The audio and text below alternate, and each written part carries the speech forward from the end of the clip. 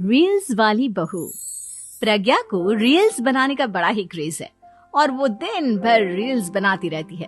खाते पीते घूमते फिरते घर में कॉलेज में रील्स बनाने के कारण प्रज्ञा पूरे कॉलेज में हाईलाइटेड है। जहां उसकी रील्स सभी को पसंद आते हैं, वहीं मनीषा चिंता में डूबी रहती है। एक रोज जब खाते हुए प्रज्ञा रील्स बना रही होती है, तब मनीषा कहती है, 1 मिनट भी चैन नहीं है इस लड़की को।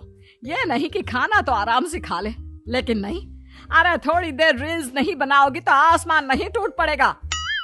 अरे मम्मी, इसी को तो कहते हैं डिटर्मिनेशन। तुम नहीं समझोगी ये सब। भगवान, इस लड़की को सद्बुद्धि दे। जब देखो तब टेढ़ा बाका मुंह बनाती रहती है। मनीषा की बात का प्रज्ञा पर जरा भी असर नहीं होता और वो खाते खाते रील्स बनाती रहती है। दिन बीतने लगते हैं और देखते देखते प्रज्ञा का कॉलेज भी खत्म हो जाता है। आए दिन कोई ना कोई मनीषा को प्रज्ञा की शादी करवाने का सुझाव दे जाता है। सब ठीक ही कहते हैं, प्रज्ञा की शादी कर देनी चाहिए। अपने घर के काम काज में व्यस्त हो जाएगी तो खुद ही ये रील्स और नाच गाना बंद हो जाएगा। मनीषा और प्रेम प्रज्ञा के लिए एक अच्छा लड़का ढूंढने लगते हैं और तभी विकी का रिश्ता प्रज्ञा के लिए आता है, जिसने प्रज्ञा को उसकी रील्स देखकर पसंद कर लिया था। अगले दिन विकी अपने माता पिता के साथ प्रज्ञा के घर पहुंच जाता है और प्रज्ञा साड़ी पहने हाथों में चाय की ट्रे लिए उनके सामने आती है। जब विकी को पसंद है तो हमें भी बहू पसंद है। बहन जी, आप बारात की तैयारी कीजिए। एक बार लड़का लड़की अकेले में बात कर ले तो अच्छा रहेगा। हाँ हाँ, क्यों नहीं। मनीषा विकी को प्रज्ञा के कमरे में भेजती है, जहां प्रज्ञा पहले से ही रील्स बना रही होती है। तभी विकी कहता है, आ गए आपके साजन जी। हमारे साथ ये रील्स कंप्लीट करती तो और भी अच्छा रहता। अच्छा जी, अब आ ही गए हैं तो बना ही लेती हूँ आपके साथ। दोनों मिलकर रील्स बनाते हैं। जब वी मीट और तुरंत पोस्ट भी कर देते हैं। फिर विकी कहता है, जब आप साड़ी में चाय लेकर आए तब मुझे लगा कि कहीं मैं गलत घर में तो नहीं आ गया।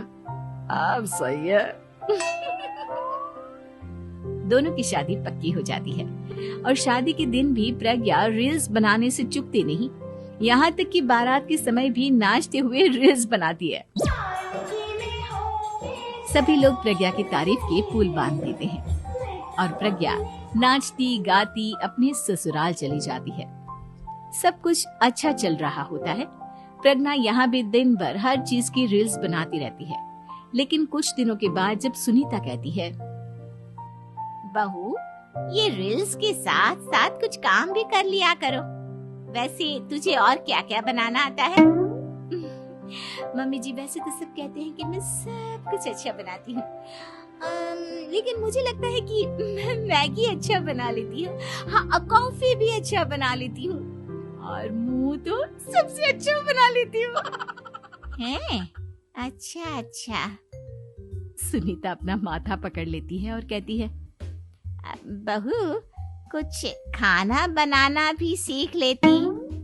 मम्मी जी, मैं लंबी प्लानिंग कर रही हूँ। जल्दी ही मैं इतनी फेमस हो जाऊंगी कि मुझे पैसे मिलने लगेंगे। हम दोनों सास बहू राज करेंगे, राज नौकर काम करेंगे और लोगों की तो लाइन लगेगी हमसे मिलने के लिए। तेरा दिमाग खराब हो गया है क्या बहू? हंसी मजाक तक ठीक है, लेकिन इस तरह घर नहीं चलते।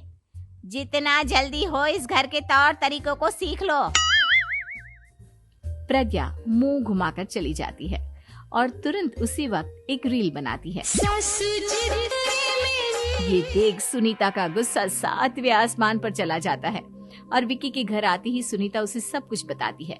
विकी भी अब प्रज्ञा की इन हरकतों से परेशान हो जाता है। तुम टेंशन मत लो मम्मा, मैं देख लूंगा।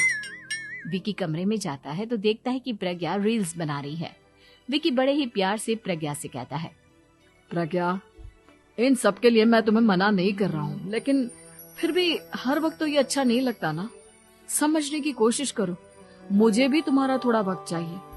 मैं जब ऑफिस से आता हूँ तो मुझे समय देने की जगह इसी में लगी रहती है। तुम ज्यादा ही सोच रहे हो। तुम भी मेरे साथ रील्स बनाओ ना, तुम्हें भी बहुत अच्छा लगेगा। तुम्हें इज्जत से कोई बात समझ में नहीं आती क्या? दिमाग खराब हो गया है तुम्हारा इस चकाचौंध से। अगर तुमने अपना रवैया नहीं बदला तो मैं तुमसे दूर चला जाऊंगा। तुम ही रिश्ता लेकर आए थे, मुझे लड़कों की कमी नहीं थी और ना आज है। विकी दरवाजा पटककर चला जाता है। धीरे धीरे विकी प्रज्ञा से दूर होता जाता है। एक रोज मनीषा प्रज्ञा के ससुराल उससे मिलने जाती है। तब सुनीता उससे कहती है, बहन जी, अब आई हैं तो कुछ दिन यहाँ रहकर जाइएगा, आप ही का घर है। हाँ मम्मी, बहुत दिन हो गए तुम्हारे साथ एक भी रील नहीं बनाई मैंने।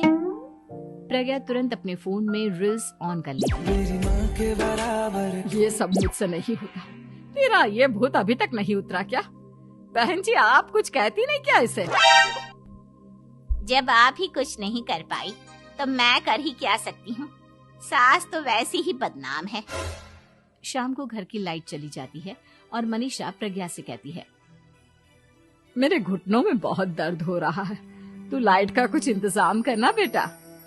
अच्छा, कैंडल जला देती हूँ मम्मा। प्रज्ञा गाते हुए कैंडल जलाती है और खिड़की के पर्दे के पास रख देती है।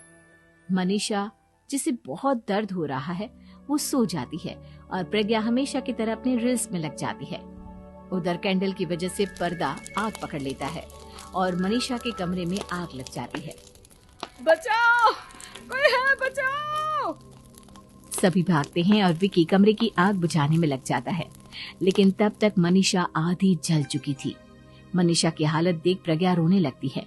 विकी मनीषा को तुरंत हॉस्पिटल ले जाता है और उसे एडमिट कराता है। विकी प्रज्ञा से कहता है, देख लिया ना, तुम्हारे इस नाच गाने की वजह से आज तुम्हारी माँ की जान जाते जाते रह गई। अब पता नहीं तुम और क्या चाहती हो। उधर